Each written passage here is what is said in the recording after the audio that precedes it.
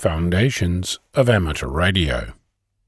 Recently, I spent some quality time digging into the origins of a word in common use. In doing so, I contacted the Postal Museum in the United Kingdom and received a lovely reply that included a photo of a document in their archive. The document, a post office circular from Friday, December 30th, 1904, number 1641, introduces a new service offered by the post office. Let me read to you what it says, and I quote, "Telegrams to and from ships by wireless telegraphy, to be noted at telegraph offices only. With the present circular is enclosed a list showing the wireless telegraph stations in the United Kingdom worked on the Marconi Company system, and the hours up to which telegrams can be received at those stations for transmission by wireless telegraphy to certain ships fitted with Marconi apparatus. By another notice in this circular, postmasters and others concerned are requested to enter the names of the stations in the code book with the necessary particulars. Ships will be issued for insertion in the Post Office Guide. On and from the 1st January 1905, telegrams may be accepted from the public on the following conditions. Subject to the inland regulations with regard to counting, the charge, which must be prepaid in the usual way by means of stamps, will be at the rate of 6.5 pence a word, with a minimum of 6.5 shillings per telegram. The name of the wireless station will in each case pass as one word in the address. The word radio, which is not charged for, should be telegraphed in the service instructions." End quote. When I read that, it made the hair stand up on the back of my neck. The introduction of a wireless telegram service under the service heading of radio, with a photo of the actual document that introduced it into the world. I also learned that there's a dozen pennies in a shilling, and over the years before decimalisation in 1971, the composition of coins changed, which made converting this into today's money interesting. As an aside, the Royal Society has a wonderful article, The Science of Money, Isaac Newton's Mastering of the Mint.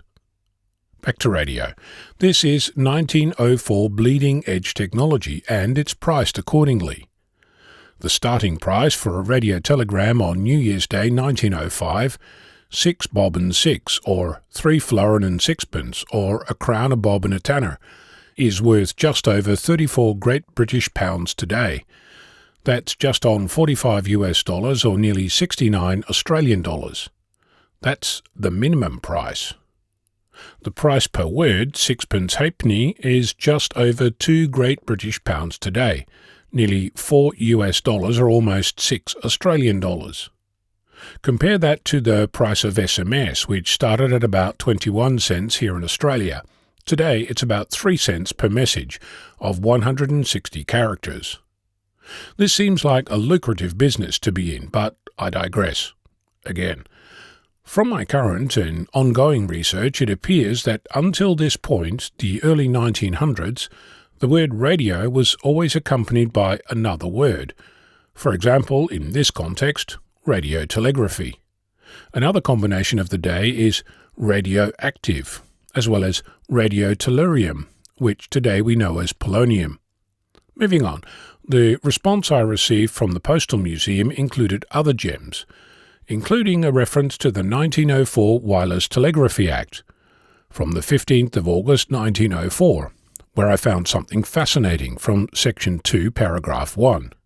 Quote, "Where the applicant for a licence proves to the satisfaction of the Postmaster General that the sole object of obtaining the licence is to enable him to conduct experiments in wireless telegraphy, a licence for that purpose shall be granted, subject to such special terms, conditions and restrictions as the Postmaster General may think proper, but shall not be subject to any rent or royalty." End quote. I think that's the birth of amateur radio licensing in the United Kingdom right there. As an aside, because I cannot help myself, the definition of the expression wireless telegraphy is pretty interesting too, reminding me of a quote, variations going back to at least 1866, incorrectly attributed to Einstein, that goes something like this. You see, wire telegraph is a kind of very, very long cat. You pull his tail in New York and his head is meowing in Los Angeles. Do you understand this? And radio operates exactly the same way. You send signals here, they receive them there. The only difference is that there is no cat.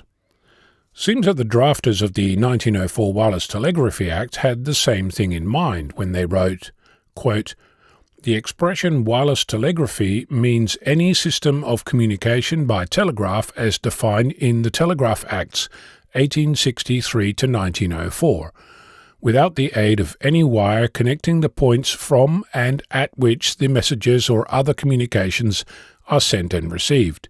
End quote. Now, as I said, I'm still working on this because the word radio as a concept had to have been conceived before the Post Office Circular was written, printed and published.